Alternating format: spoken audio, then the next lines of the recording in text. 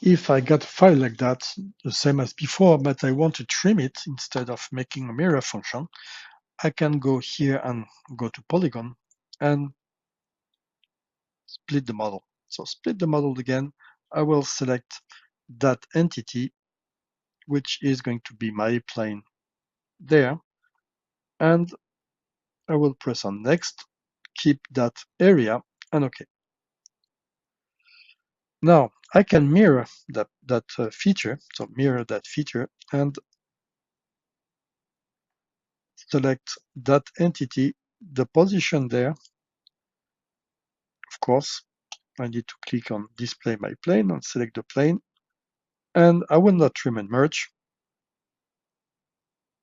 I will get that. So of course, if I check, I may have some disconnection on that.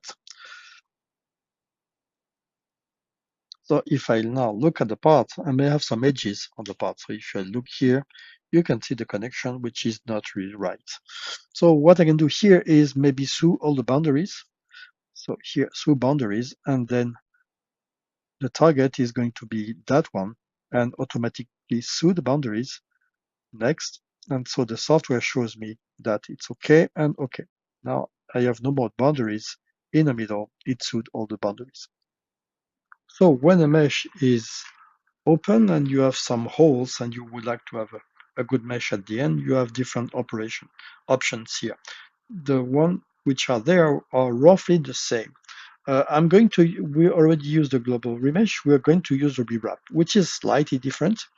Rewrap, you can define the size of the box you want to extract, so you can rotate, resize it if you want. But overall, it's just going to make a uniform density mesh from that if you want to. Of course, right now I got 0.3 millimeters as size of my mesh. I want to have 0.25, for instance. And here I want to have the capture geometry tight, or you can reduce it if you have noise already. I can make a smoothness on the parts, and in more option, you can define the extend boundary. So if you have holes, to extend all those boundaries, and the mesh density in high curvatures, either dense or sparse. And you can press preview and wait for the result. So the software is going to work on that and give you a nice and watertight mesh. Okay, so here it is. And okay, now if I display my mesh with edges, so it's not uniform because I asked to have a modification in that, but it's a perfect mesh and you can launch different auto surface if you want to on that. In the edit poly edges, you can select whatever polygons you want on the parts, like this triangle here or this edge, or you can flip it, you can modify the way it is. So here it's swap, I can merge also, I can merge all those polygons together, or take those two polygons together, which means I remove the polygon inside, or I can subdivide that polygons in four. I can insert a polygon there, so divide this polygon in three and move a polygon. That one, I can move it like that, so move the vertex. And okay. Now, if you have a uniform mesh like that here, and you want just to remove some polygons there and get more polygons there, you just need to use the optimized mesh. Optimized mesh will reduce the number of polygons by 5 in the straight area and keep it in the curved area. So you just need to usually apply with the default settings on that, and the software will compute your final mesh automatically. So now if you have a scan which is roughly using CT scan or things like that, and you want to get the final model without the inside data, you can simulate a rescan of that part. In order to do that, you need to go to menu insert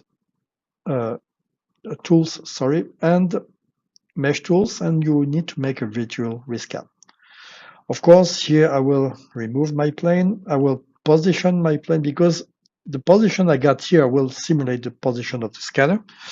I will create a plane and simulate the scan in this direction, and I will tell the software I want to get a grid size, because it will simulate a grid size of 0.25 millimeters by 0.25 millimeters.